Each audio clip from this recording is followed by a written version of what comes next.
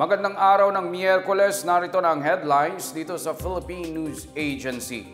Tiniyak ng pamahalaan ang agarang aksyon sa pagkamatay ng 3 Pilipinong mangingisda matapos ang collision incident sa Bajo de Masinloc. Kaugnay nito, nakaantabay na ngayon ang Philippine Coast Guard sa pagdaong ng Pacific Ana crude oil tanker na itinuturong sangkot sa insidente. May ulat si Stephanie Sevillano. Tiniyak ng Philippine Coast Guard ang masusing investigasyon kaugnay ng pagkamatay ng 3 Pilipinong mangingisda sa Bajo de Masinloc noong Lunes. Ito'y kasunod ang anilay accidental collision sa pagitan ng Filipino fishing boat Tireen at ng Pacific Ana crude oil tanker vessel. Kabilang sa mga biktima ang 47 anyos na kapitan ng FFB Tireen, pati na rin ang 2 crew member nito na kapwa taga Calapandayan, Subic, Zambales. Labing isang crew members naman ang nakaligtas matapos lisanin ang lugar gamit ang kanilang 8 maliliit na service boats. Kaugnay nito, nakabantay na ngayon ang PCG sa pagdaong ng Pacific Ana sa susunod itong destinasyon para agad na makipag-ugnayan sa kanila. Nakarehistro kasi nila ang naturang oil tanker vessel sa Marshall Islands.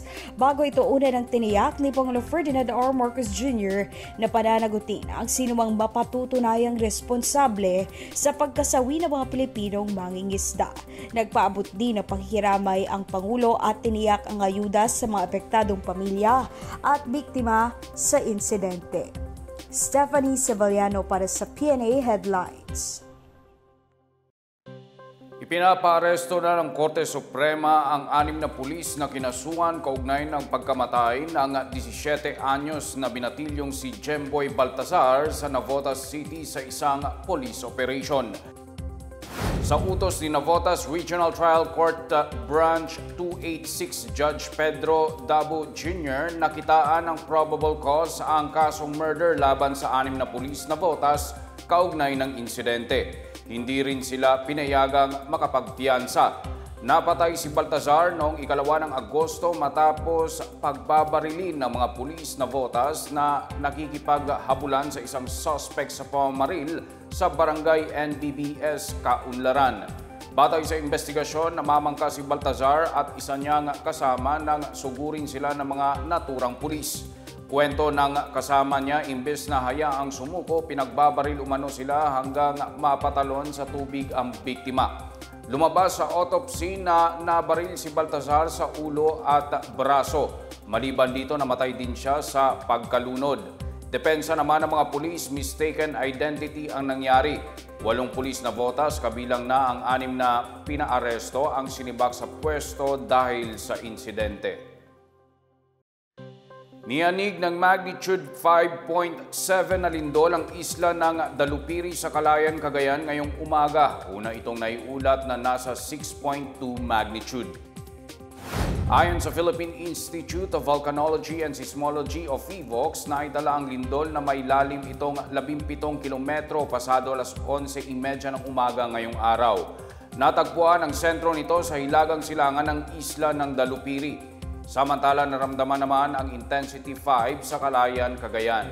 Intensity 4 naman sa Lacub, Abra, Adams, Bacara, Bangi, Burgos, Carasi, Dumalneg, Lawag City, Pagudpod, Pasikin, San Nicolas at Sarat, Ilocos Norte at sa Peñablanca, Piat, Santo Niño, Solana at Tugigaraw City sa Cagayan. Intensity 3 naman sa Likuan, Baay, Abra, Balbalan, Libuangan at Pasil sa Kalinga, Batac City, Curimao, Marcos, Paway at Pinili sa Ilocos Norte. Intensity 2 sa Nueva Era, Ilocos Norte, Basco, Batanes at Andanganan, Cabagan, Maconacon, San Mariano at San Pablo sa Isabela. At Intensity 1 sa Delfin, Albano, Isabela.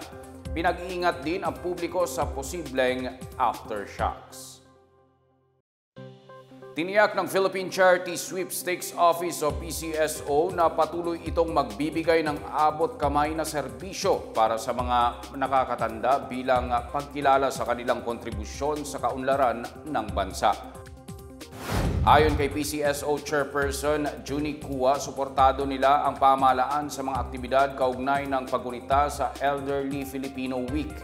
Binigyang diin ni Kua na mayroon ng mga nakalaang pila para sa mga nakakatanda sa main office ng PCSO para sa mga outpatient clinic, pag-claim ng premyo sa loto at sa iba pang mga serbisyo. Ipinangako rin ng ahensya na magpapatuloy sa paghahanap ng paraan upang mapabuti ang serbisyong iniaalok para sa mga senior citizen.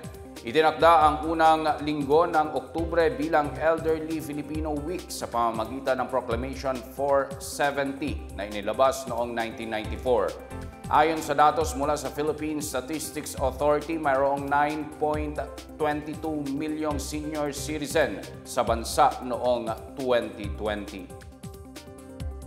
At yan ang pinakabago at pinakamahalagang balita sa mga oras na ito, hatid sa inyo ng PNA Headlines. Para sa iba pa mga balita at impormasyon, bisitahin lamang ang aming webpage pna.gov.ph o ang aming Facebook at X account na dating Twitter na Philippine News Agency.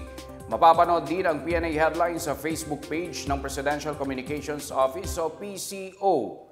82 days na lang, Pasko na. Ako si Wilnard Baselonia, ito ang PNA Headlines, naghahatid ng mga balitang nagbubuklod sa bagong Pilipinas.